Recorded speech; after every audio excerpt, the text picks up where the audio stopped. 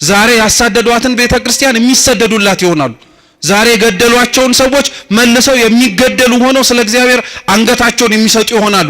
በየቦታው የሚሞቱት ወገኖቻችን የሚሞቱት በሩቅ ሰው አይደለም፣ በራሳቸው ሰው ነው። በራሳቸው ሰው ነው የሚገደሉት። ሐቁ እንደዛ ነው። የሚገደሉት ጥፋት ኖሮባቸው አይደለም። የሚገደሉት ክርስቲያን ሆነው ስለተገኙ ነው። ክርስቲያን ስለሆኑ ሌላ ምንም ነገር ስለሆኑ አይደለም። እንዲህ ብለን ለመናገር እንዲህ ብለን ለማውራት እንዲህ ብለንም ጭምር እውነታውን ለመመስከር ስለከበደን ካልሆነ በቀር እውነታው ግን ይሄ ነው። ሌላ ካለ እንግዲህ እግዚአብሔርም ያውቃል። ጊዜም ጭምር ግልጽ ያደርገው። እግዚአብሔር ለዓለሙ ብርሃን እንድንሆን አልጫ ለሆነው ዓለም ጨው እንድንሆን አድርጎ ስላዘዘን ወደድም ጠላንም ለተቀመጥንባት ዓለም ነፍስ መሆን ስላለብን ለምንኖርባት መሬት ከኛ አልፈን ለሌላውም ጭምር እግዚአብሔርን ማየት እንዲችሉ ምክንያት መሆን ስላለብን ስለዛ ብቻ ተብለን እንታረዳለን። ስለዛ ብቻ ተብለን እንገደላለን። ስለዛ ብቻ ተብለን ዋጋ እንድንከፍል እንደረጋለን። ዛሬም ክፋት የሚሰሩትን ሰዎች ክፋታቸውን እያወቀ እንዳይሰሩት ይናገራል እግዚአብሔር። አልሰማም ካለ አላዳምጥም ካለ አሻፈረኝ ካለ ግን በኋላ ላይ የሚመጣውን ደግሞ በጸጋ የሐዋርያው የቅዱስ ማቴዎስ ወንጌል ምዕራፍ 21 ከቁጥር 33 ጀምሮ የዓለም ሁሉ መድኃኒት የሆነ ጌታችን መድኃኒታችን ኢየሱስ ክርስቶስ ባስተማረው ትምህርት መነሻነት እንማራለን። የመጽሐፍ ቅዱሱን ቃል ሁላችሁ መስማት እንድትችሉ አነብላችሁና ወደ ትምህርታችን እንሄዳለን። እግዚአብሔር ከሁላችን ጋር ይሁን። ሌላ ምሳሌ ስሙ። የወይን አትክልት የተከለ ባለቤት ሰው ነበረ። ቅጥርም ቀጠረለት፣ መጥመቂያም ማሰለት፣ ግንብም ሰራና ለገበሬዎች አከራይቶ ወደ ሌላ ሀገር ሄደ። የሚያፈራበትም ጊዜ ሲቀርብ ፍሬውን ሊቀበሉ ባሮቹን ወደ ገበሬዎቹ ላከ። ገበሬዎቹም ባሮቹን ይዘው አንዱን ደበደቡት፣ አንዱንም ገደሉት፣ ሌላውንም ወገሩት። ደግሞም ከፊተኞቹ የሚበዙ ሌሎች ባሮችን ላከ፣ እንዲሁም አደረጉባቸው። በኋላ ግን ልጄን ይፈሩታል ብሎ ልጁን ላከላቸው። ገበሬዎቹ ግን ልጁን ባዩ ጊዜ እርስ በእርሳቸው ወራሹ ይህ ነውና እንግደለውና ርስቱን እናገኝ ተባባሉ። ይዘውም ከወይኑ አትክልት አወጡና ገደሉት። እንግዲህ የወይኑ አትክልት ጌታ በሚመጣ ጊዜ በእነዚህ ገበሬዎች ላይ ምን ያደርግባቸዋል?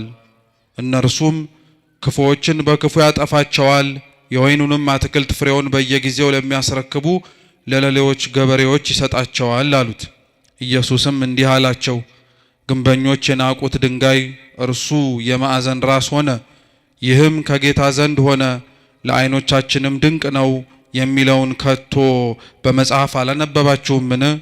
ስለዚህ እላችኋለሁ የእግዚአብሔር መንግሥት ከእናንተ ትወሰዳለች፣ ፍሬዋንም ለሚያደርግ ሕዝብ ትሰጣለች። በዚህም ድንጋይ ላይ የሚወድቅ ይቀጠቀጣል፣ ድንጋዩ ግን የሚወድቅበትን ሁሉ ይፈጨዋል አለ ይላል። ስለ ቅዱስ ቃሉ የአምላካችን የልዑል እግዚአብሔር ስም የተመሰገነ ይሁን። እንደ እግዚአብሔር ቅዱስ ፈቃድ እኛ የምንማማርበት የትምህርታችን ርዕስ በዚሁ ባነበብነው ቅዱስ ወንጌል ቁጥር 42 ላይ ያለው ኃይለ ቃል ይሆናል። ግንበኞች በሉ ሁላችሁም ግንበኞች የናቁት ድንጋይ እርሱ የማዕዘን ራስ ሆነ። እስኪ ድገሙት። ግንበኞች የናቁት ድንጋይ እርሱ የማዕዘን ራስ ሆነ። ሶስተኛ ድገሙት። ግንበኞች የናቁት ድንጋይ እርሱ የማዕዘን ራስ ሆነ። በዚህ ኃይለ ቃል መነሻነት ያነበብነውን ወንጌል መነሻ አድርገን እንማራለን። አምላካችን በጉባኤያችን ተገኝቶ እንዲያስተምረን እንዲመክረን የእርሱ ቅዱስ ፈቃድ ይሁንልን። እንደ ሌሎቹ የወንጌል ክፍሎች ሁሉ አምላካችንና መድኃኒታችን ኢየሱስ ክርስቶስ ይህ ያነበብነው ቃሉን ለሚሰሙት ሰዎች ያስተማረው ትምህርት ነው። ይህንኑ የተነበበው ምሳሌ የማርቆስ ወንጌል ምዕራፍ 12 እና የሉቃስ ወንጌል ምዕራፍ 20 ላይም ጭምር ተጽፎ ይገኛል። ጥቂት ከሆኑ የሐሳብ ልዩነቶች ባለፈ መሰረታዊ በታሪክ ደረጃ ምንም የሚለያይ ሐሳብ አይኖረው። አንድ የወይን አትክልት ስፍራ የነበረው ሰው እንደነበረ ለወይኑ አትክልት ስፍራ የሚያስፈልገውን ነገር በሙሉ እንዳደረገለት በኋላም ደግሞ ያደረገለትን የወይኑን ስፍራ ፍሬውን ለመቀበል ሰዎችን እንደላከ እነዛም የተላኩት ሰዎች በየተራቸው ፍሬውን ለመቀበል ሲሄዱ እንደተገደሉ በመጨረሻም ደግሞ ልጁን እንደላከና ልጁን ደግሞ ሲያዩ ይበልጥ እንደተናደዱና እንደተበሳጩ ልጁንም እንደገደሉት ጭምር ይናገራል። ይህ አሁን ያነበብነው የቅዱስ ወንጌል ክፍል እንዳልኳችሁ ጌታችን መድኃኒታችን ኢየሱስ ክርስቶስ ቃሉን ይሰሙት ለነበሩት ለሕዝብ ያስተማረው ትምህርት ነው። ጌታችን ኢየሱስ ክርስቶስ በዋነኝነት ቃሉን በሚያስተምርባቸው ስፍራዎች ላይ ለሚገኙት ሰዎች በሙሉ ትምህርትን ያስተላልፍ የነበረውና የሚሆኑ ነገሮች ከመሆናቸው በፊት አስቀድሞ ያዘጋጃቸው የነበረው ክፉዎች ከክፋታቸው እንዲጠበቁ፣ መልካሞች ደግሞ ክፉዎች በሚያደርጉት ስራ ላይና በድርጊታቸው በመነሳት ተስፋ ቆርጠው የሚመጣውን ክብርም ጭምር እንዳያጡን እግዚአብሔር አምላክ ክፉዎች በክፋታቸው እንዲቀጥሉ አይፈልግም። ልቡና ሰጥቷቸው ማስተዋሉንም ጭምር ታድለው ራሳቸውን በንስሐ እንዲመልሱ ከሚመጣው ክፋትም ጭምር ራሳቸውን መጠበቅ እንዲችሉ ይፈቅዳል። እንዲሁ የሚያደርገው አምላካችን ደግሞ ደጎች ሆነው ደግሞ መከራውን ለሚቀበሉ፣ ደጎች ሆነው ደግሞ ስቃዩንም ጭምር ተሳታፊ ለሚሆኑት ደግሞ እንደጠሩት የአምላካቸው ድምፅ ዝምታው ቢዘገይባቸው ዋጋ እንደሌላቸው መስሏቸው በሃይማኖታቸው በጽናታቸውም ጭምር እንዳይገኙ ሊያደርጋቸው ከሚችለው ነገር በሙሉም እንዲሸሹም ወይም እንዲቆጠቡም ጭምር ይፈልጋል።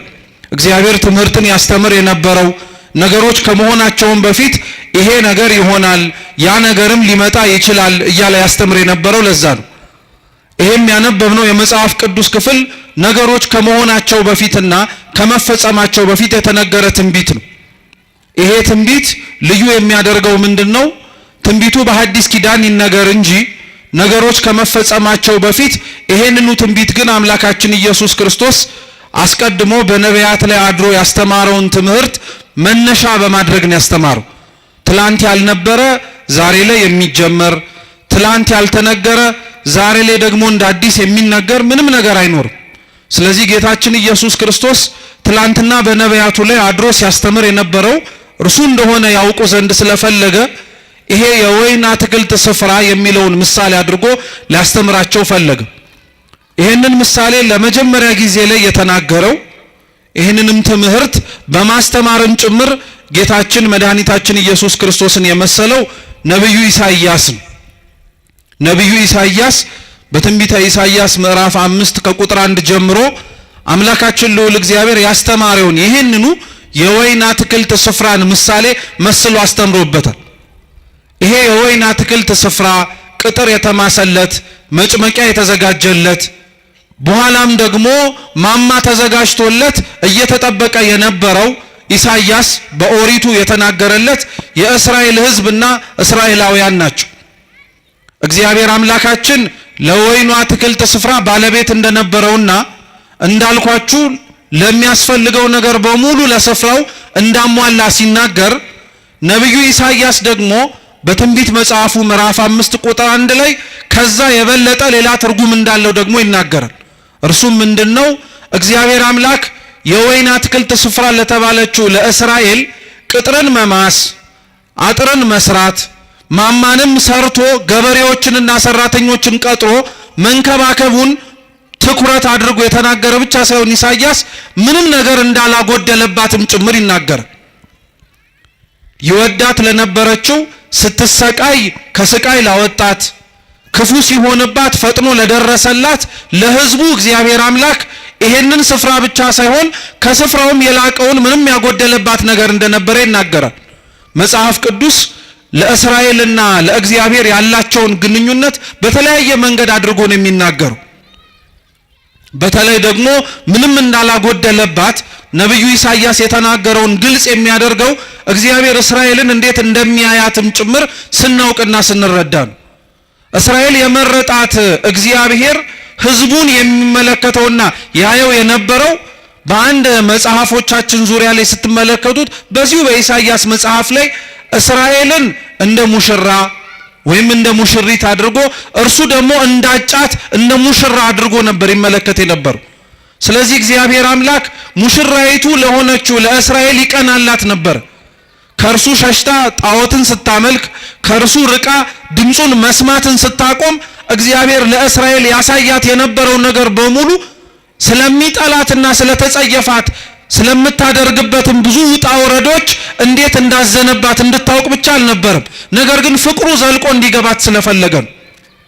እስራኤልን ይቀጣት የነበረው፣ እስራኤልን ይመለከታት የነበረው፣ እስራኤልን አልፎም እንኳን ዝምታንም ያሰማት የነበረው እግዚአብሔር አምላክ ጠልቷት አልነበረም እና ይሄ እግዚአብሔር አምላክ ያደርግላት የነበረው ነገር በሙሉ ላልገባቸው ላልተረዳቸውና ከሩቅ ሆነው ይመለከቱት ለነበሩት ሰዎች እግዚአብሔር እንደተዋቸው፣ እግዚአብሔር እንደረሳቸው፣ እግዚአብሔር የሚጮሁትን ድምጻቸውን እንዳልሰማቸው አድርጎ ይሰማቸው ነበር። እግዚአብሔር ግን ይህን ያደርግበት የነበረበትን ምክንያት በኢሳይያስ አንደበት ላይ ሆኖ ሲናገር ምን አለ? በእውኑ ለወይኔ ቦታ ያጎደልኩበት ምንድነው አለ። እስኪ ያጎደልኩበት በሉ ምንድነው? እግዚአብሔር እውነት ነው የምነግራችሁ፣ ለእስራኤል ምንም ያጎደለባት ነገር የለም። እንኳን ባሪያ ሆና ከነበረችበት ከግብጽ ባርነት ነፃ ማውጣት ቀርቶ ምድራዊ የሆነ እንጀራ እንዳትበላ ከሰማይ መና ወርዶላታል። የደፈረሰና ንጹህ ያልሆነ ውሃ እንኳን ጠጥቻለሁ አጠጥቶኛል ብላ እንኳን እንዳታማው ከአለት ላይ የፈለቀ ንጹህ ውሃንም ጭምር ሰጥቷታል። በመንገዴ ማንም እንኳን አብሮኝ አልነበረም ብላ ራሷን ወደ ላይ አንስታ እግዚአብሔር ላይ እንዳታጉረመርም ከምድር ስንዝር ከፍ አድርጎ ከፊትና ከኋላ የሚመጡባትን ጠላቶቿን ጠብቆ ነው ሲንከባከባት የነበረው። ይህንኑ እንዲህ ያደረገላትን እግዚአብሔር ነው ራሷ እስራኤል ደግሞ ተነስታ የጎደለባት ይመስል ብዙ ነገርን ለያዋ ላይ አመጽ ያነሳችው እግዚአብሔር ላይ እና እግዚአብሔር ለእስራኤል ምን አጎደልኩባት ብሎ እንደሚናገረው ሁሉ ኢሳይያስ የተናገረውን መልሶ እርሱ አምላካችን ኢየሱስ ክርስቶስ ሲራመድና በመሬት ላይ ሲያስተምር ያንኑ ትንቢት አንስቶ ሊያስተምራቸው ፈለገ። ለአንድ ሰው የወይን አትክልት ስፍራ ነበረው፣ ወይም የወይን አትክልት ስፍራ የነበረው ባለቤት ነበራል።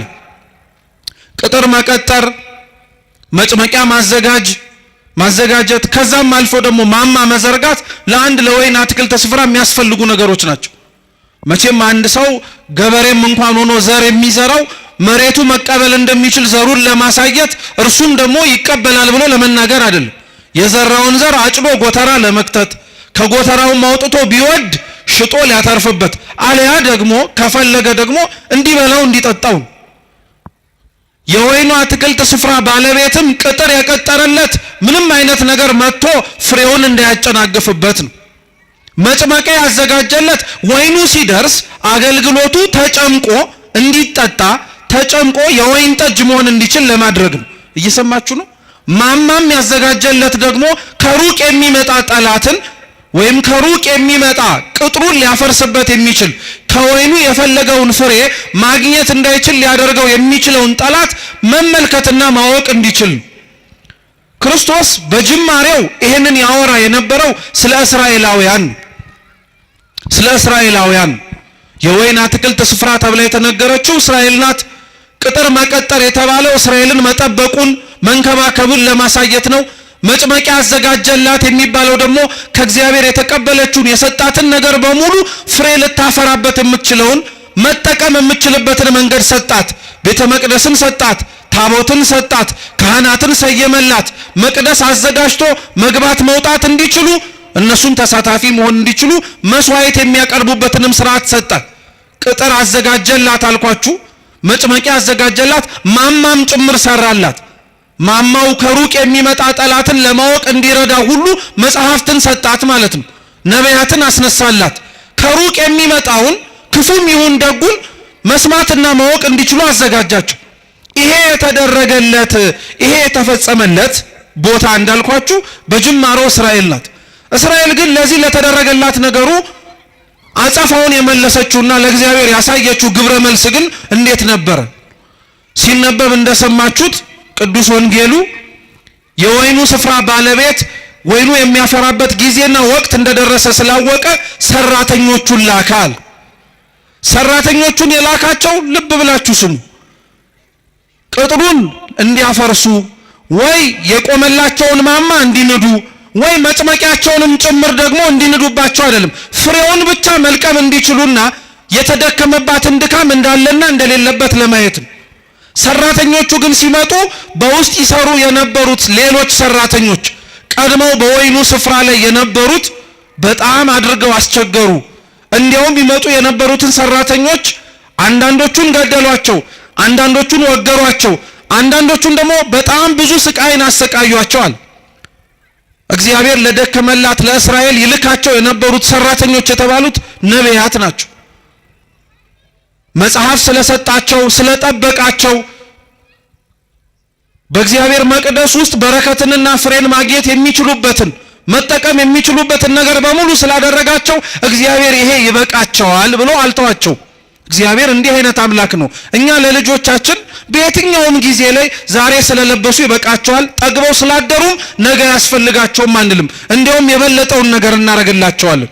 እግዚአብሔርም ለሕዝቡ እንደዛ ነው። መጽሐፍ ስለሰጠ መቅደስ ስለሰራ እንዲሁም የሚያስፈልገንን ነገር በሙሉ ስለሰጠ በቃ ይሄ ይበቃቸዋል አላለም። ነቢያትን ይልክላቸው ነበር። ለነቢያት ግን እነዚህ እስራኤላውያን ያሳዩ የነበሩት ግብረ መልስ ግን እንደነገርኳችሁ ገደሏቸው፣ አሰቃዩአቸው፣ ወገሯቸው። ይሄንን ሁሉ ነገር አደረጉባቸው። ይሄንን ሁሉ ሲያደርጉባቸው ግን ያደርጉት የነበረው ለምንድን ነው ጥያቄው። ልብ ብላችሁ ስሙ። እስራኤላውያን ነቢያትን ይገሉ የነበሩት እስራኤላውያን እግዚአብሔርን ቅዱስ ቃሉን የሚያስተምሯቸውን ሰዎች ያሳድዷቸው የነበሩበት ምክንያት ለምንድን ነው ስትሉ፣ አንደኛውና የመጀመሪያው ምክንያት ሕዝቡ ከእግዚአብሔር ርቆ ስለነበረ ነው።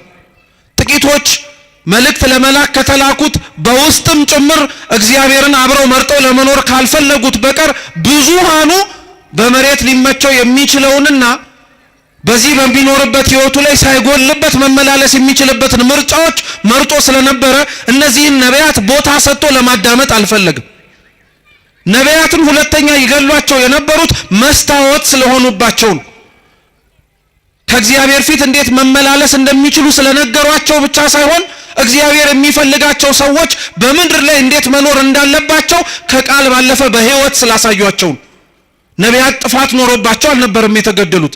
ነቢያት ክፉ ነገር ተናግረው አልነበረም። ነቢያት ሟርት ተናግረው አልነበረም የተገደሉት። እውነት ስለተናገሩ በእውነት ስለኖሩ ሰው ክፋትን መርጦ እግዚአብሔርን ከማየት ይልቅ እነሱ ግን እግዚአብሔርን አይተው ደግን ነገር በመምረጣቸው ነበረ ዋጋ የከፈሉት የነበሩ። ስለዚህ ሁሉ ግን የደረሰባቸው ለነቢያትም ጭምር የተደረገላቸው አቀባበል ምንድነው ከተባለ ድንጋይ ነው። ምንድነው ከተባለ መጋዝ ነው። ምንድነው ከተባለ ሰይፍ ነው። ለዛ ነው ቅዱስ ጳውሎስ ራሱ በሐዲስ ኪዳን ክርስቶስን ስለመምረጣቸው ከእግዚአብሔር ጋር አብረውም ጭምር ለመኖር ምርጫቸው ስላደረጉ አንዳንዶች በፍሩክታ ሌሎችም በበረሃውና በየጉያው በሙሉ ተሰደዱአል። ልክ ዘማሪው እንደሚለው ማለት ነው። በየገዳማቱ በየበረሃው የሚል መዝሙር አታውቁ? ስለ ክርስቶስ ሲል የተከፈለ ዋጋ የሚከፈለውም ሰዎች የሚደርሳቸው ገጸ በረከት ይሄ ነው። ነቢያት እግዚአብሔርን ስላሉ ተወገሩ። ነቢያት እግዚአብሔርን ስላሉ ተገደሉ። ነቢያት እግዚአብሔርን ስላሉ ብዙ ጽዋዕተ መከራ ተቀበሉ እንጂ ክፋት ተገኝቶባቸው አልነበር። ነቢያት በዚህ አይነቱ ምክንያት ሲሞቱ፣ በዚህ አይነቱ ምክንያት በራሳቸው ሰው ነው የምላችሁ። ሌላ እንግዳ ሰው መጥቶ የለም የገደላቸው።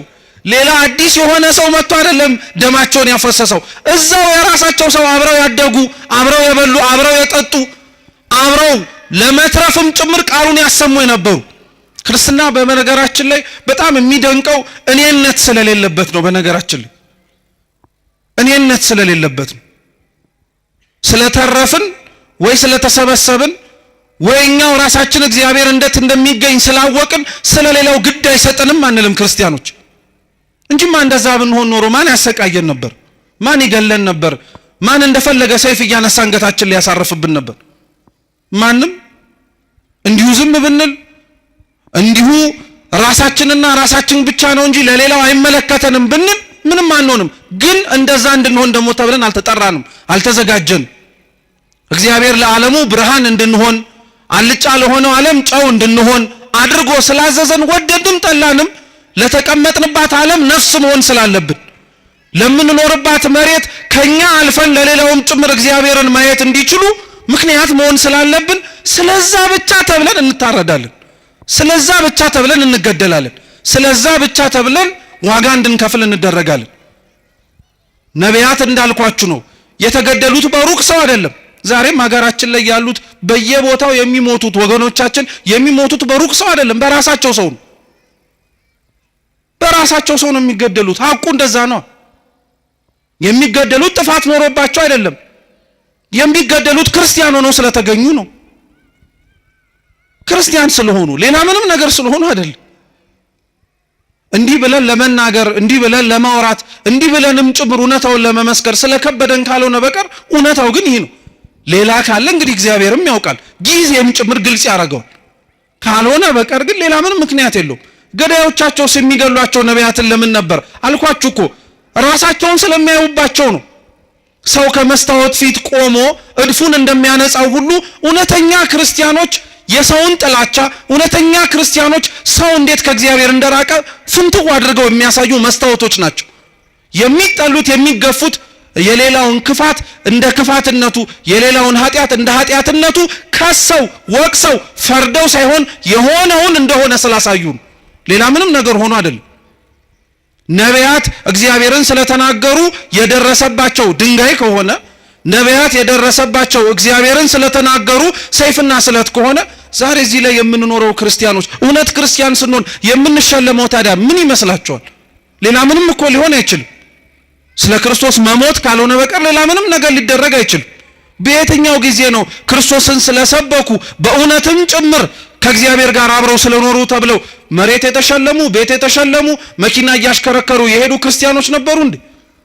እንዲያውም ያንን ነገር የተጸየፉት ነበር እንጂ የነበሩት ሹመት ሽልማቱን የጠሉት ስለ ክርስቶስ ሲሉ ስለከፈሉት ዋጋ መሬታዊ የሆነ ስጦታ ሊሰጣቸው ሲል አንፈልግም፣ ይሄው እግዚአብሔርን ያስረሳናል፣ ጥቅሙ በኋላ ላይ መልሶ እግዚአብሔርን እንድንዘነጋ ያደርገናል ብለው የሸሹ ናቸው እንጂ የኛ ኗኗር ግን እውነቱን ስትመለከቱት ስለኖርነው ክርስትና ወይም ለመኖር ስለሞከርነው ክርስትና ዋጋውን ብድራቱን እንዲሁም ደግሞ ገጸ በረከቱን መካፈል የምንፈልገው ከፊት ለፊታችን ስለሚመጣብንና ስለሚደረግብን መከራ አይደለም።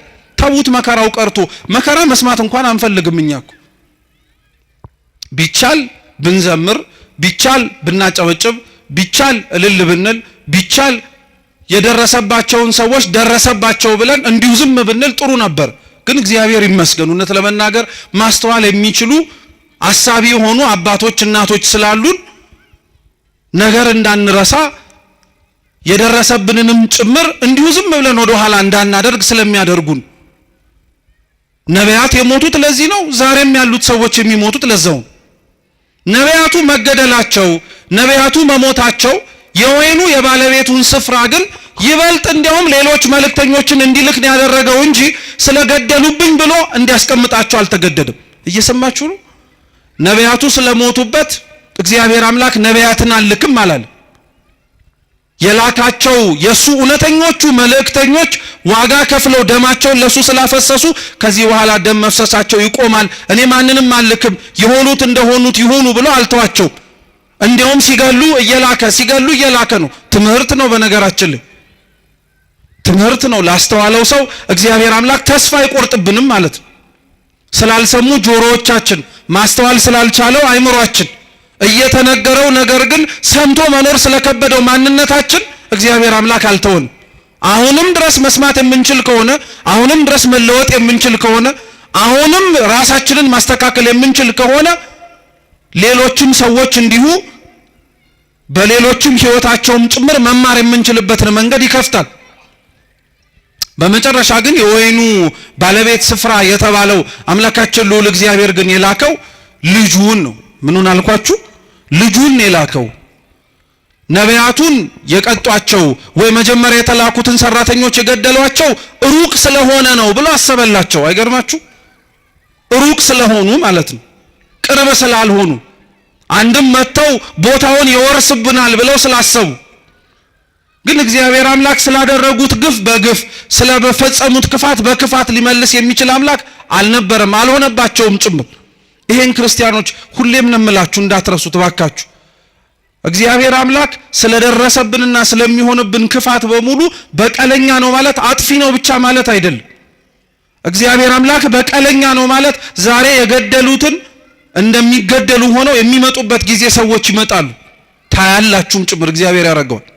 ዛሬ ያሳደዷትን ቤተክርስቲያን የሚሰደዱላት ይሆናሉ። ዛሬ የገደሏቸውን ሰዎች መልሰው የሚገደሉ ሆነው ስለ እግዚአብሔር አንገታቸውን የሚሰጡ ይሆናሉ። ይሄ ቤተክርስቲያናችን ሕይወት ላይ የነበረ ነው። ትላንትና ያሳደድ የነበረ ደማስቆ ድረስ ወርዶ አንገት ስቤ አመጣለሁ ያለው ጳውሎስ እኮ እዛው ተምሮና ተለውጦ የሚሰደድ ሰው ነው። የእግዚአብሔር በቀሉ ሰይፍና ስለት አንስቶ መቅሰፍትም ጭምር እየላከ መቅጣት ብቻ አይደለም፣ ያሳደዱትን እንዲሰደዱ ማድረግ ነው። የገደሉትን እንዲሞቱለት ማድረግ ነው። የጠሉትን ይበልጥ እንዲሞቱለት ማድረግ ነው። ይሄን እግዚአብሔር አምላክ አድርጎታል። መድኃኔዓለም አምላካችን ይሄንን ፈጽሞታል።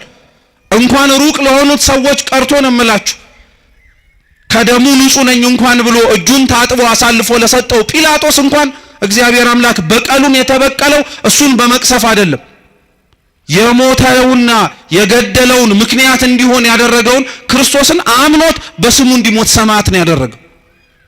በቀልንም ስንመኝ እንዴት ያለውን በቀል መመኘት እንዳለብንም ማወቅ አለብን። ጨካኝ መሆን የለብንም። ዓለም ውስጥ ስንኖር ዓለሙን መስለንም መታየት የለብንም። እንደ ዓለሙ ማስተጋባት የለብንም። ለምዶብን ነው እንጂ ዓለም ለሚደርስባት ችግር፣ ዓለም ለሚደርስባት ማጸፋ በሙሉ የምትመልሰው መግለጫ በመስጠት ነው። እኛም ለመድ ነው። ክፋት ሲደርስብን፣ ነውር ሲደርስብን፣ ግፍ ሲፈጸምብን መግለጫ እንሰጣለን። መግለጫው ክፉ ነው እያልን አይደለም። ነገር ግን ቤተክርስቲያን ስለሚደርስባት መከራ እጆቿን ዘርግታ መፍትሄ ወደሚሰጣት ወደ እግዚአብሔር ነው የምትጮኸው። ከንፈራችንን መጠን እንዲሁ ዝም ብለን አይደለም የምንሄደው። እንባችንን አፍስሰን እግዚአብሔር አምላክ እንዲመለከተን እንማጸናለን እንጂ ዓለም ላይ ስንኖር ክርስቲያኖች እንደ ዓለምማ መሆን የለብን። በልተን ጠጥተን አግብተን ወልደን ልንኖር እንችላለን። ነገር ግን ያንን ሁሉ ስናደርግ ለምን እንደምናደርገው ማወቅ አለብን። እውነቴን ነው የምላችሁ፣ ክርስቲያን መሆናችን ትርጉም አልባ መሆን የለበት በፍጹም። አሁን እንደዛ ስለሆንን ነው እንጂ ትርጉም አልባ መሆን የለበት።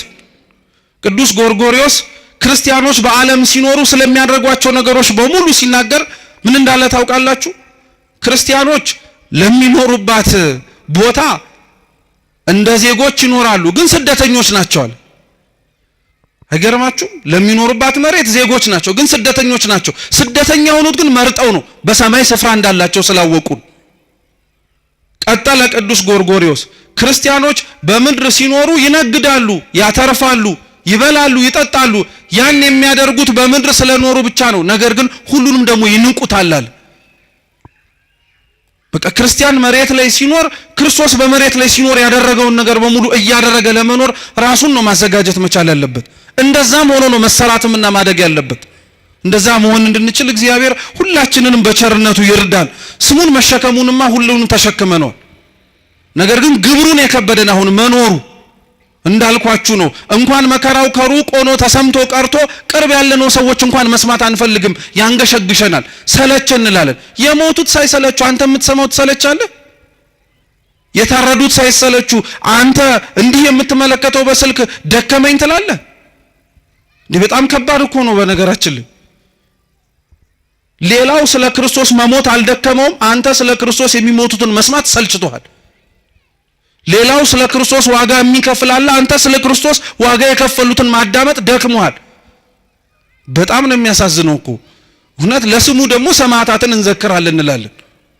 የሰማዕታትን ዜና ቤተክርስቲያን የምትዘክረው ስዕላቸውን ስላ ብቻ አይደለም፣ ገድላቸውን እያነበበች እንዴት እንደኖሩም ጭምር በማሰማት ነው። ስለ ክርስቶስ የሞቱትን ዜና መስማት የከበደው ሰው እንዴት ቆሞ የጊዮርጊስን ገድል ይሰማል? እንዴት ቆሞ የመርቆሬዎስን ገድል ይሰማል? አይችልም በፍጹም። ጊዮርጊስ የሞተለትን መርቆሬዎስ ሕይወቱን የሰጠለትን አምላክ እኮ ነው ዛሬም ድረስም ጭምር ክርስቲያኖች በየቦታው ሕይወታቸውን የሚሰጡለት። የነሱን ዜናማ መስማት እንዲያውም ጥባትን የሚጨምረው፣ የነሱን ዜና ማዳመጥማ እንዲያውም ሕይወትን ነው ጭምር የሚያሞቀው። የነሱን ዜና መስማት እንዲያውም ከምንኖረው ከንቱ ሕይወታችን ባለፈ ለካ ሌላ ትርጉም ያለው ሕይወት እንዳለ እንድናውቅ ነው የሚያደርገን። እኛ አሁን የምንኖርበት ዓላማ እውነት የሚያስኖር ይመስላችኋል? እነሱ ግን ሊኖሩበት የመረጡትም ሊሞቱበትም ጭምር የወደዱት ዓላማቸው ጌታችን መድኃኒታችን ኢየሱስ ክርስቶስ ነው።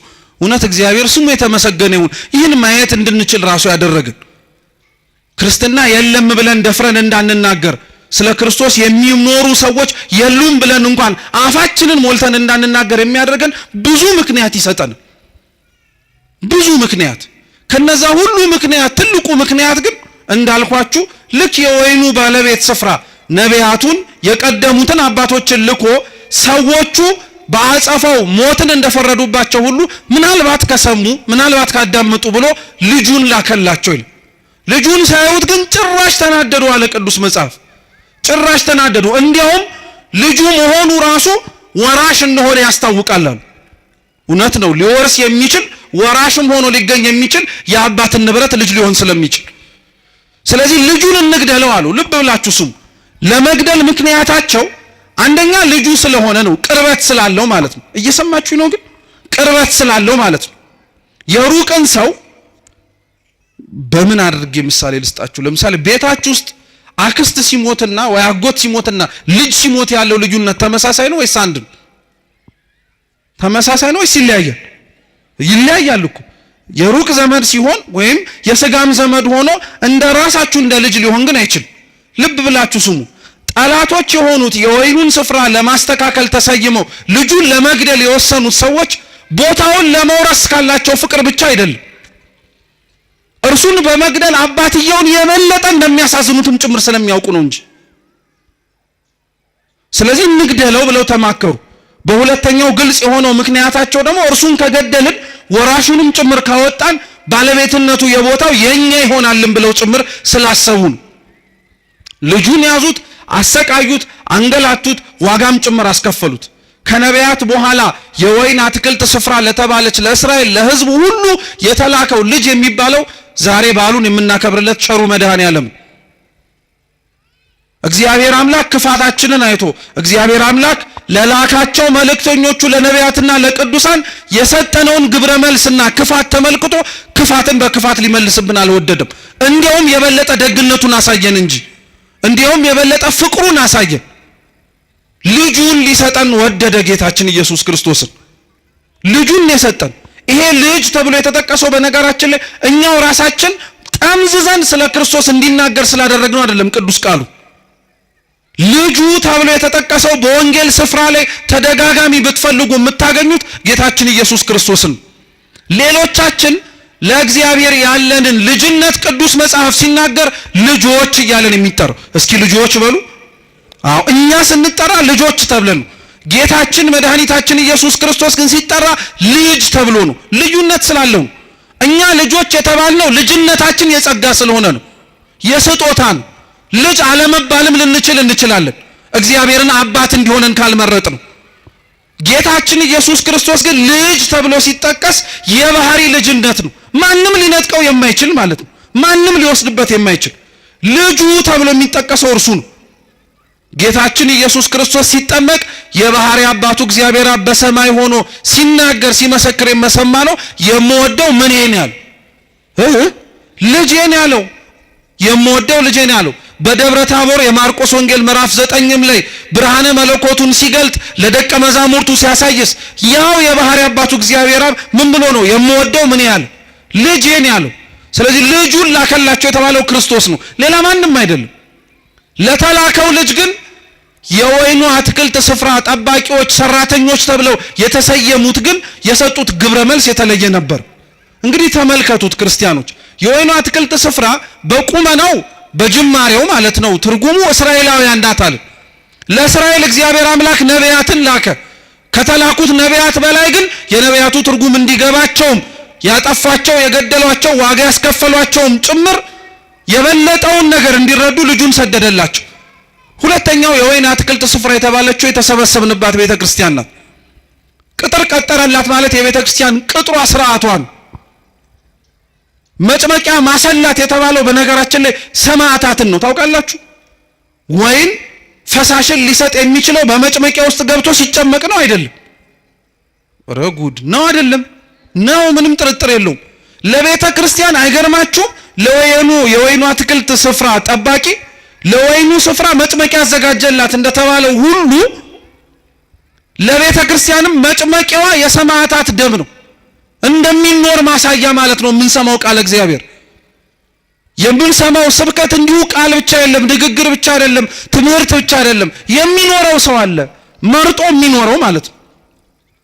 እነሱ የሚጨመቁበት እነሱ ተጨምቀውም ጭምር የወይን ዘለላ ምንድነው ፈሳሹን እንደሚሰጠው ሁሉ እነሱም በመከራ ውስጥ በመኖር ደማቸውን በማፍሰስ ለአምላካችን ለመድኃኒታችን ለኢየሱስ ክርስቶስ ምስክር ይሆናሉ።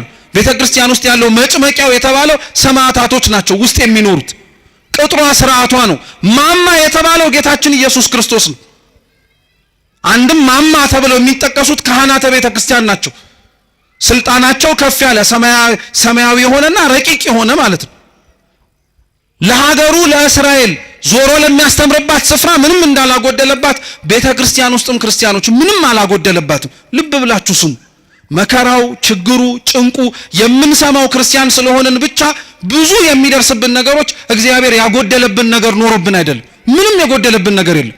ምናልባት ለዚህች ቤተክርስቲያን የጎደለባት ነገር ቢኖር ቃሉን ሰምቶ የሚኖርላት ሰው ነው። ሌላ ምንም የጎደለባት ነገር የለም። ከቅጥርም ከስርዓትም ስርዓት ነው ያላት። እናፈርሰዋለን እንጂ እንደፈለግነው እኛ። ከአገልጋዮችም አገልጋዮች ነው ያላት። ንጹሃን ሆነው ህይወቷን የሚሰጡላት በደንብ አድርገው የሚኖሩላት። ከመጭመቂያ ውስጥ ያሉ ሰማዕታት ከሰማዕታትም በደንብ ነው ያሉላት። ዘወትር ሊሞቱላት አንገታቸውንና ህይወታቸውን የማይሰስቱላት። አልኳችሁ ከቤተ ክርስቲያን የጎደለ ነገር ቢኖር እኛ ነን። እንደተሰበከልን ያልኖርነው፣ እንደተነገረን ያልፈጸምነው፣ እንደምንሰማው ለመኖርንም ጭምር ያልፈቀደንና ያልወደድን ማለት ነው። አሁን እንኳን በዚህ ሁሉ ውጣ ውረድ፣ አሁን እንኳን ባለንበትና በምንሰማው መልካም ባልሆነ ዜና ውስጥ እንኳን ሆነን እኮ እንደው ስለ ራሳችን ብለን መቀየር እንኳን ቢከብደን ስለ ቤተ ክርስቲያን ብለን እንኳን እኮ አንገትም አንደፋነን። እኛ ደፋሮች እኮ ነን። እውነቴን ነው የምነግራችሁ፣ ደፋሮች። ኃጢአታችን ግድ የማይሰጠን ማለት ነው። በደላችንና ነውራችን ምንም ነገር የማይከብደን። እውነቴን እኮ ነው የምላችሁ። እንዴት የራሳችን ኃጢአት ለራሳችንስ እሺ አይከብደን? ለምደነው ነው እንበል። የኛ ኃጢአት ለሀገር ለወገን ለራሳችን ለሆኑ ለቤተ ክርስቲያን ሰዎች ዋጋ ያስከፈለ መሆኑን እንኳን ስናውቀው እንዴት እግዚአብሔር ፊት ራሳችንን ዝቅ ማድረግና ማረን ማለት ይከብደናል? ጸሎት እኮ ተለምነን የምንጠራበት አይደለም። እኛው ራሳችን ተሰብስበን እንጸልይ ብለን የምናነሳው ነው እንጂ ጥሪ እኮ ነው። ክርስቲያኖች ምን እናርግ ነው ታዲያ የሚባለው? መፍትሄው ከእርሱ ነው ከተባለ፣ እግዚአብሔር ነው መልስ የሚሰጠን ከተባለ እርሱን የምንጠራው በምንድን ነው? ሲመልሱልኝ በጸሎት እኮ ነው። ሌላ በምን ልንጠራው እንችላለን? ድረስልን ብለን በመጣራት ነው። ሌላ በምን ስንጠራው እንችላለን? ህይወታችን መስተካከል አለበት ክርስቲያኖች። እውነቴን ነው የምላችሁ።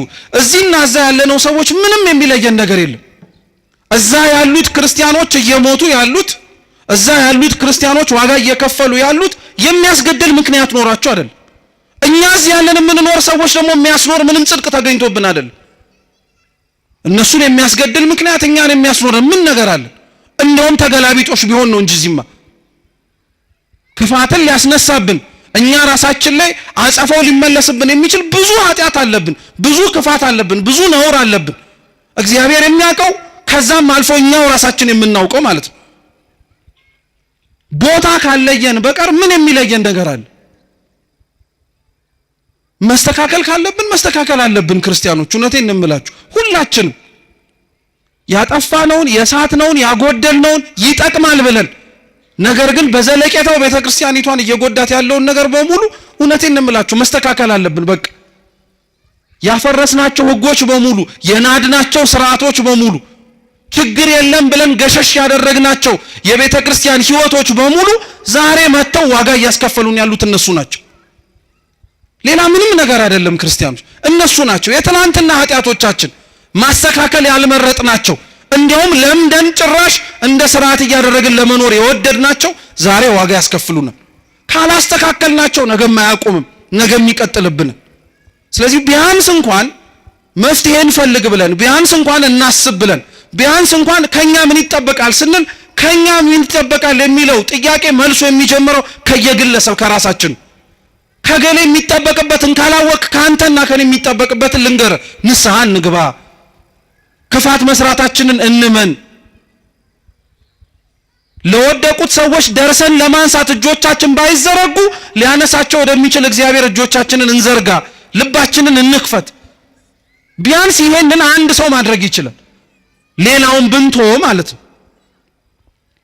ልጁን ለደደላቸው፣ ልጁን ላከላቸው፣ ሰደደላቸው። እነሱ ምንም ቁም ነገር አልነበረም። እንዲያውም የምታስታውሱ ከሆነ ነቢያትን ካሰቃዩበት፣ ነቢያትን ከበደሉበትና ነቢያትን ዋጋ ካስከፈሉበት በላይ ክርስቶስን ዋጋ አስከፍለውታል። አሰቃይተውታል፣ ገርፈውታል። በአንድ ፍርደኛ ሊደረግበት የማይገባውን ነገር በሙሉ በአምላካችን አድርገውበታል። መግረፍ ብቻ አይደለም፣ ውሃ እንዲጠማ አድርገውታል። መስቀል አሸክመውታል። ራቆቱን እርቃኑን ሆኖ ኀፍረት እንዲሰማው አድርገውታል። ሰው ሁሉ ማየት እንዲችል፣ ሰው ሁሉ መመልከት እንዲችል በመስቀል ላይ ከፍ አድርገው ሰቅለውታል። እውነተኛ የሆኑ ክርስቲያኖች አድራሻቸው ጎልጎታ ላይ ነው። እውነተኛ የሚኖሩ ክርስቲያኖች የሚታዩት ከመስቀሉ ስር ነው። ስለ አምላካቸው መከራ እየተቀበሉ ማለት ነው። እኔ ክርስቲያኖች ስለ እግዚአብሔር ቢያንስ እንኳን እምላችሁ ስለ ስሙ መሞት ቢከብደን ስለ ስሙ መኖር እንዴት ይከብደናል? ቤተ ክርስቲያን ሆነን እግዚአብሔር ጋር አብረን መኖር የምንችልበት ጥሪ እየተሰማ ቅዳሴ እየተቀደሰ ቅዱስ ቁርባን እየተሰጠ የንስሐ አባቶች ቆመው በቅዱስ ቤተ ክርስቲያን ቅጥር ግቢ ውስጥ እያሉ ሞቱን መጀመሪያ ምን አስመኘህ? መኖሩን እስኪ መጀመሪያ ልመደው። እኔ ለሃይማኖቴ ሞታለሁ ትላለህ። ኧረ መኖሩን መጀመሪያ እስኪ ጀምረው። እንዲሁ ዝም ብሎ የሚሞት ይመስላል? እንዲሁ ዝም ብሎ አንገት የሚሰጥ ይመስላል?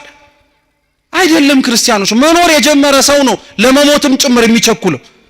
እኛ እኮ ከሩቅ የሰማነው ሞት፣ ከሩቅ የሰማነው ሰይፍና ስለት እዚህ ቢመጣ እግዚአብሔር ነው የሚያውቀው ማናችን እስከ መጨረሻው ድረስ ልንጸና እንደምንችል። መኖርን ያለመደ ሰው እንዴት ለመሞትም ጭምር ይቸኩላል? አልኳችሁ እኮ ክርስቲያኖች ስለ እግዚአብሔር ለመሞት ከመመኘታችሁ በፊት መጀመሪያ ስለ ክርስቶስ መኖርን መናፈቅ መቻል አለባችሁ። የዛን ጊዜ ላይ ገዳይ እስኪመጣም አትጠብቁም። እናንተው ራሳችሁ ለመሞትም ጭምር ትንደረደራላችሁ። ለምን ይመስላችኋል ዘመነ ሰማዕታት ሲያበቃ መነኮሳት በረሃውን በሙሉ ያጥለቀለቁት? ሰይፍና ስለቱ ሲቀር የሰላም ዘመን መጣ ተብሎ በቆስጠንጢኖስ ሲታወጅ እኮ ደም ስለ ክርስቶስ ማፍሰስ በግድ ቀረ ብለው አገር ሰላም ብለው አልተቀመጡም። ሕይወታቸውን ለክርስቶስ አሳልፈው ስለሰጡ መከራውን ለመሳተፍ እንዲያውም የበለጠ ጭንቅ ወደሚገኝበት ወደ በረሃው እየሸሹ ገቡ እንጂ ሰማዕትነቱ ሲቀር ሰማዕትነቱ እየቀረ ሲመጣ ምንኩስናው እያበበ እየሰፋ መጣ። ምክንያቱ ይሄ ነበር፣ ስለ ክርስቶስ መኖርን መናፈቅ ማለት ነው። ልጁ የሞተላቸው ልጁንም ጭምር እንዲሞት ከመላኩ በፊት መጀመሪያ እኮ ክርስቶስ አብሯቸው እንዲኖር ነው የተደረገው። እየሰማችሁ ነው? ክርስቶስ ከመሞቱ በፊት አብሯቸው ነበር አልነበረም? ነበረ፣ ኖሮ ነበረ። ሕይወትን እንዴት መመላለስ እንዳለባቸው አሳይቷቸው ነበር። ሕይወትን ካሳያቸው በኋላ ነው ሞትንም ጭምር ያሳያቸው እንጂ ሞትን አሳይቷቸው አልነበረም መጀመሪያ ያስደነገጣቸው። እኛም የሚመጣውን ሞት የምንፈራው መጀመሪያ መኖሩ ስለከበደን፣ የሚከብድም ሆኖ አይደለም ስላልመረጥነውም ጭምር ነው። ማናችንም እውነቴን እንምላችሁ ክርስቲያኖች ቆመን አንቀርም። በአንድም ይሁን በሌላ መንገድ መሞታችን አይቀርም። ግን አደራ መርሳት የሌለባችሁ እንዲሁ ኖረን እንዲሁ እንዳንሞት ግን መፍራት አለብን። በጣም እንዲሁ ዝም ብለን መኖር እንዲሁ ዝም ብሎ መሞት አያዋጣም። ስንኖር የእውነት ለክርስቶስ መኖር መቻል አለብን። በቃ ስንሞትም ስለ እግዚአብሔር ብለን መሞት መቻል አለብን። በቃ እንደዛ መኖርን ነው መናፈቅ መቻል አለብን። ልጁን ሰደደላቸው። የሰደደውን ልጅ ደግሞ እንዳልኳችሁ ክርስቶስን ይበልጡኑ መከራ በዙበት፣ ይበልጡኑ ስቃይ ያበዙበት። ስለዚህ ምን ይደረጋል አላቸው። ጥያቄውን መልሶ ለራሳቸው ነው የጠየቃቸው በነገራችን። ስለዚህ የተሻለው ነገር አሉ ፈሪሳውያን። እያወቁት እኮ ነው ደግሞ መልሱን የሚሰጡት።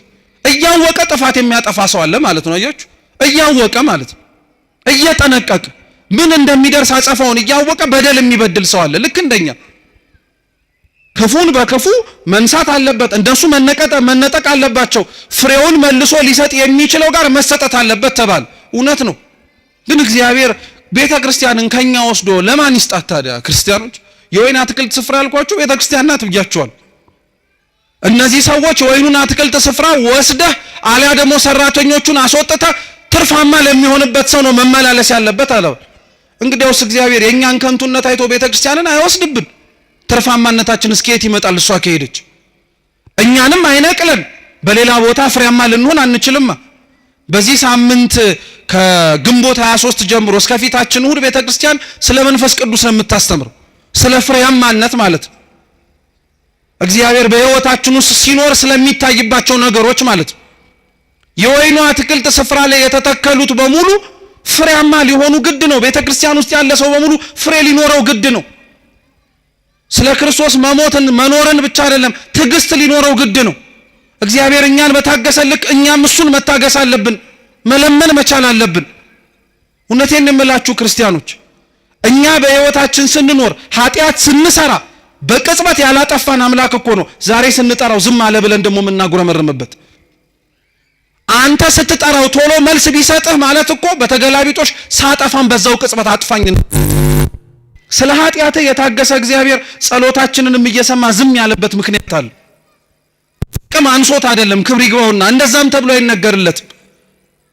እውነቴን እንምላችሁ ክርስቲያኖች፣ ይህ ታሪክ ላይ ራሱ ቅዱስ ጎርጎርዮስ ሲያስተምር ምን ይላል መሰላችሁ? ለአንዳንዶች ይላል፣ ለአንዳንዶች በተለይ የወይኑ ባለቤት ስፍራ እግዚአብሔር መሆኑ እግዚአብሔር እንደመሆኑ ሁሉን አዋቂነቱን ቅዱስ ጎርጎርዮስ ሲናገርና ይጠይቃል። ይሄንኑ ጥያቄን እናንተን ልጠይቃችሁ እየሰማችሁ መሆኑን ማወቅ ስለምፈልግ የተላኩት ሰራተኞቹ ከመላካቸው በፊት እንደሚሞቱ እግዚአብሔር ያውቃል አያውቅ? መልሱ እንጂ በሚገባ። ደግሞስ ሲልክ እንደሚሞት ያውቃሉ አያውቁ? ያውቃል እሱን። እሺ ጥሩ። ልጁንስ ሲልክ ለልጁ እንደማይመለሱና የባህሪ ልጁ ጌታችን ኢየሱስ ክርስቶስንም እንደሚገድሉትና እንደሚሰቅሉት ያውቃል አያውቅ? ለምን እያወቀ ይሄንን አደረገው ነው ጥያቄው። አቅም ስለሌለው ነው? አይደለም። ወደፊት የሚመጣውንስ ነገር ስለማያውቅ ነው? አይደለም። ያውቃል አላችሁ፣ ያውቃል፣ እውነት ነው። እግዚአብሔር አምላክ አቅም አንሶት አይደለም። ክፋት የሚሰሩ ሰዎች ክፋት ከመስራታቸው በፊት የሚሰሩትን ክፋት ያውቀዋል ጠንቅቆ፣ በደንብ አድርጎ ነው የሚያውቀው። ዝም የሚለው ክፋቱን የሚቀበሉት ሰዎች አንደኛ ከክርስቶስ ጋር በሞት ሕይወታቸውን እንዲያሳምርላቸው ለቤተ ክርስቲያን ዘወትር ማኅፀነ ለምለም ሆና ሰማዕታትን እንደምትወልድ እንድናውቀው ነው። ለኛ ክፋት የሚሰሩትን ሰዎች ክፋታቸው ውስጥ እያገባ ወደ ኋላ የማይመልሳቸውም አይደለም። አንዳንዴ ያረገዋል እግዚአብሔር፣ ሌላውን ጊዜ ላይ ዝም ሊል ይችላል እግዚአብሔር። ዝም የሚለው ግን አልኳችሁ አቅም አንሶት አይደለም። ክፋቶችም የሚሰሩት ልክ ደግ እንደሚሰሩት ነፃ ፈቃድ አላቸው። ይሁዳ ክርስቶስን አሳልፎ እንደሚሸጠው ጠንቅቆ እያወቀ አይደለ እንዴ ምን ሲያደርግለት የነበረው? ዝም ብሎ ታግሶት አልነበረ? አሳልፎስ እንዳይሰጠው ምልክትስ እየነገረው አልነበረ? ተው እያለ እየተናገረ አልነበረ? ተናግሮታል እኮ በተደጋጋሚ ይሁዳን እንዳይሸጠው፣ ይሁዳ ክፋት እንዳይሰራ፣ ይሁዳ ኃጢአት እንዳይሰራ በደንብ አድርጎ ደጋግሞ ነግሮታል። ነፃ ፈቃዱን አልገፈፈው። ዛሬም ክፋት የሚሰሩትን ሰዎች ክፋታቸውን እያወቀ እንዳይሰሩት ይናገራል እግዚአብሔር። አልሰማም ካለ፣ አላዳምጥም ካለ፣ አሻፈረኝ ካለ ግን በኋላ ላይ የሚመጣውን ደግሞ በጸጋ መቀበልም ግዴታ አለበት። እግዚአብሔር አምላክ የቁጣውን በትር አንስቶ እርሱም ደግሞ መልስ እሰጣለሁ ካለ ለማዳመጥ ዝግጁ መሆን መቻል አለበት ማለት ነው። ክርስቶስ ከዛ በኋላ ይሄንን ሲነግራቸው አይ የወይኑ አትክልት ስፍራ መነጠቅ አለበት፣ ሰራተኞቹ መለወጥ አለበት ብለው ራሳቸው በራሳቸው ላይ ፈረዱ። እኛም እውነት ራሳችን ላይ ለመፍረድ እግዚአብሔር በቸርነቱ ይርዳል። ከእግዚአብሔር የፍርድ ዙፋን ፊት ሳትቆሙ ክርስቲያኖች እናንተው ራሳችሁ ከእግዚአብሔር ፊት አሁን ቆማችሁ ራሳችሁ ላይ ፍረዱ። ንስሐ ግቡ ማለት ነው። በቃ ንስሐ እንግባ። በደል መስራታችንን እንመን። ምንም ደስ የሚያሰኝ ምንም የሚያኩራራ ምንም አንገትን ቀና አድርጎ የሚያስኬድ ነገር የለንም። ምንም እውነቴን ነው የምነግራችሁ። ይሄን የምላችሁ ሟርት ስለሆነ፣ ይሄን የምላችሁ አሁን ያለንበት ወቅት የሐዘን ስለሆነ አይደል። በዚህ ዓለም ላይ ስንኖር ቀና ብለን ለምንኖርበትና ቀና ብሎ ሊያስኬደን የሚችለው ምክንያት ክርስቶስ ካልሆነ በቀር ምድራዊ ነገራችን ሊሆን ስለማይችል በፍጹም ሊሆን አይችልም። ራሳቸው በራሳቸው ላይ ፈረዱ። ፈርደው ግን አልተስተካከሉ። እኛም መስማቱን እንሰማዋለን፣ ሰምተን ግን አልተለወጥንም። እንድንለወጥ እግዚአብሔር በቸርነቱ ይርዳል። ይህንኑ አላቸው። ቀጠለና ጌታችን መድኃኒታችን ኢየሱስ ክርስቶስ ግን እኛ ለትምህርታችን ርዕስ ያደረግነውን ኃይለ ቃል ነገራቸው። እስኪ ግንበኞች በሉ የናቁት ድንጋይ እርሱ የማዕዘን ራስ ሆነ። ግንበኞች የተባሉት አይሁድ ናቸው። የናቁት ድንጋይ የተባለው ክርስቶስ ነው። ድንጋይ መሆኑን የምታውቁት ወይም አለት መሆኑን የምታውቁት አምላካችን ኢየሱስ ክርስቶስ ትዝ የሚላችሁ ከሆነ በፊልጵስዩስ ቂሳሪያ ስለማንነቱ ለደቀ መዛሙርቱ ሲጠይቃቸው ቅዱስ ጴጥሮስ አንተ የሕያው የእግዚአብሔር ልጅ ነህ ሲለው ጴጥሮስ ሆይ አንተ ምንድን ነህ ያለው? አለት ነህ፣ ድንጋይ ነህ ብሎ ነው የተናገረው። አለትነቱ የጴጥሮስ ድንጋይነቱ የጴጥሮስ ንግግሩ ነው። ጌታችን መድኃኒታችን ኢየሱስ ክርስቶስ ነው በሱ አለትነት ላይ የታነጸ በሱ አለትነት ላይ የተመሰረተ ምንም ነገር እንደማይናወጽ ለማስተማር ነው። እየሰማችሁ ነው። ስለዚህ የመጀመሪያው ድንጋይ ጌታችን መድኃኒታችን ኢየሱስ ክርስቶስ ነው። ግንበኞች የናቁት የተባለው ድንጋይ ጌታችን ኢየሱስ ክርስቶስ የማዕዘን ራስ ይሆናል አለ። ምን ማለት መሰላችሁ? እነሱ የገፉት፣ እነሱ የናቁት፣ እነሱ የሰቀሉት፣ እነሱ ከፊት ለፊታቸው ያባረሩት ጌታችን ኢየሱስ ክርስቶስ ትልቁንና ዋናውን ስፍራ ይዛል አለ። በጣም ነው የሚደንቀው። ቅዱስ ባስልዮስ ዘቂሳርያ እቺኑ ቃል ሲተረጉም ምን ይላል መሰላችሁ? እነሱ የናቁት እንዲያውም አብራችሁን በሉ እነሱ የናቁት ክርስቶስ ልባቸውን ሲነግስበት እነሱ ደግሞ የተናቁት የሰውን ሀብትና ንብረት ይዘው ተቀመጡ። አይገርማችሁም? የበለጠውን ነገር ክርስቶስ አገኘው፣ እነሱ የተናቀውን ነገር አገኙ። ዛሬም ድረስ ክርስቶስ የሞተለትን ክርስቶስ ደሙን ያፈሰሰለትን ሰው ንቆ ከነሱ የሚገኘውን ጥቅም ፈልጎ አይኖርም። ነውር ነው፣ ኃጢአት ነው። እነሱ ይበልጣሉ፣ ሰው ይበልጣል። ክርስቲያኖች ምንም ነገር ቢሆን ሰው ይበልጣል። የፈረሰ ቤተ ክርስቲያን ይሰራል፣ አይተናል። ክፋት ነውር በገነነበት በተለያዩ ዘመናት ላይ የጠፉብንም መቅደሶች እኮ ሰርተናል። እግዚአብሔር የተመሰገነ ይሁን። ግን የፈረሰውን ሰው መልሰን አግኝተነዋል? የሞተውን ሰው መልሰን ቀስቅሰን አንስተነዋል? አያችሁት? ሰው ይበልጣል ማለት ነው። ሰው ከፍ ያለ ትርጉም አለው ማለት ነው። ሰው ከፍ ያለ እኛ ልንረዳው ያልቻልነው በምን አይነት ሁኔታ ራሱ እግዚአብሔር እንድንረዳው ሊያደርገን እንደሚችል ጥያቄ ራሱ ሊፈጥር በሚችል መልኩ የበለጠ ትርጉም እንዳለው ማወቅ መቻል አለብን። ግንበኞች የናቁት ጌታችን መድኃኒታችን ኢየሱስ ክርስቶስ አይሁድ የናቁት እርሱ መሰረታዊውና ትልቁ ነገር ይሆናል አለ። እውነት ነው። እነሱ የናቁት ክርስቶስ፣ እነሱ የገፉት አምላካችን መድኃኒታችን ኢየሱስ ክርስቶስ ትልቅ ሆነ፣ ገነነ፣ ሰፋ። ገደልነው ሲሉ በሕይወት ኖረ፣ አጠፋነው ሲሉ ጭራሽ ገነነ። የሚያመልኩትን የሚከተሉትን ተማሪዎቹን በተናቸው ሲሉ እንዲያውም ጭራሽ በጰራቅሊጦስ እጅግ እጥፍ ድርብ ሆኖ 3000 ክርስቲያኖች ወደ ቤተክርስቲያን ገብተው ጭራሽ የቤተክርስቲያን ጉባኤ ሰፋ። አንደኛው ትርጉም እርሱን ልብ ብላችሁ ስሙ። ሁለተኛው ግን ይሄ አሁን ያነበብኩላችሁ መጽሐፍ ቅዱስ ክፍል እቤት ገብታችሁ ከፍ ብላችሁ ብታነቡት ታሪኩ ከጌታችን ከመድኃኒታችን ከኢየሱስ ክርስቶስ ቤተ መቅደሱን ካነጻበት ታሪክ ጋር አብሮ የተያያዘ ነው። እየሰማችሁ ነው? አስታወሳችሁት? ቤተ መቅደስ ውስጥ ገብቶ ቤቴ የጸሎት ቤት ነው እንጂ የወንበዴዎች ዋሻ አይደለም ብሎ ሲያነጻ እርሱ የተነገረበት ክፍለ ምንባብ ላይ ነው ይሄም ያለው አብሮ። በዕብራይስጥ ልጅ የሚለው ቃልና ድንጋይ የሚለው ቃል ተመሳሳይ ነው። ማለትም ደግሞ ቃሉ ይተረጎማል፣ አብሮ ይጠጋጋል። በዕብራይስጥ ድንጋይ ማለት እብን ማለት ነው። እየሰማችሁ ነው አይደል? እብን ማለት ነው። ልጅም እንደዚሁ በአቻ በቃል በድምጸታ በኩል ተቀራራቢ የሆነ ትርጉም እንዳለው ምሁራን ይናገራሉ። እና ይሄንኑ ቃል ሲተረጉሙት ምን ይላል? ግንበኞች የናቁት ድንጋይ የተባለው አንድም ክርስቶስ ነው ይላሉ፣ አንድም አካሉ የሆነች ደግሞ ቤተክርስቲያን ናት ይላሉ። እየሰማችሁ ነው? ግንበኞች የናቁት ድንጋይ የማዕዘን ራስ ይሆናል አይደል የተባለው። የተገፋችው ቤተክርስቲያን መግነኑ አይቀር። የፈረሰችው ቤተክርስቲያን ነገ ተሰርታ ከፍ ብላ መታየቱ አይቀር። የናቋት ቤተክርስቲያን ተመልሰው ተንበርከከው ይቅርታ እንደሚጠይቋት አይቀርም። ምንም ጥርጥር የለው። ይሄው ክርስቶስ አሳይቶናል። እርሱን የናቁት በኋላ ላይ ክብሩን እንዳዩት ሁሉ ዛሬም ቤተክርስቲያንን የናቋት ነገ ላይ ክብሯን ከፍ ብላ ይመለከቷታል። አንገታችንን መድፋት ያለብን ስለ ራሳችን ኃጢአት፣ አንገታችንን መድፋት ያለብን ስለ ራሳችን በደል ነው እንጂ በክርስቶስ በደሙ የተዋጀች ቅድስት ቤተክርስቲያን ምንም አትሆን፣ ምንም አትሆን። ትላንትና የነበሩት ያሰቃዩት፣ ያንገላቷት፣ ዋጋ ያስከፈሏት በሙሉ የሉም። ዛሬ እርሷ ናት ያለችው። ዛሬም ድረስ ቤተክርስቲያን ውስጥ ያለን ሰዎች ማወቅ መቻል ያለብን ይህንኑ ነው። ክርስቲያኖች ያ ማለት ግን ቸልተኛ፣ ያ ማለት ግን ለዘብተኛ፣ ያ ማለት ግን እንቅልፋም መሆን አለብን ማለት አይደለም። መጸለይ አለብን፣ መበርታት አለብን፣ መጠንከር መቻል አለብን። ቤተክርስቲያናችንን ችግር ደርሷል ኑ ድረሱ ተብሎ ደውል እስኪደወልልን መጠበቅ የለብንም። ይሄው የተሰበሰበው የማታ ጉባኤ ህዝብ ነገ በቅዳሴው ተሞ ተሰብስቦ ቅዱስ ሥጋውን ክቡር ደሙን እየተቀበለ መገኘት መቻል አለበት። ያኔ ቤተክርስቲያን አለች ይባላል። ያኔ ቤተክርስቲያን እየሰራች ነው እየተገኘችም ነው ይባላል። ስለዚህ የተናቀችው ቤተክርስቲያን ሁሌም ተንቃ አትቀርም። የተገፋው መድኃኒታችን ኢየሱስ ክርስቶስ በምእመናን ልብ ላይ እንደነገሰው ሁሉ ባሳደዷት ልብም ላይ ቅዱስ ቤተክርስቲያን ነግሳ የምናይበትን ዘመን አምላካችን ቅዱስ እግዚአብሔር ቅርብ ያድርግልን። የሰማነውን በልቡናችን ሰሌዳ ይጻፍልን። አምላካችን መድኃኒታችን ኢየሱስ ክርስቶስ በሀገራችን በሚቀበሉት ስለ ክርስቶስ ሲሉ ስለሚሞቱት ወገኖቻችን ብሎ የነሱን ደማይቶ እኛን የደነዘዝነውን ያንቃን።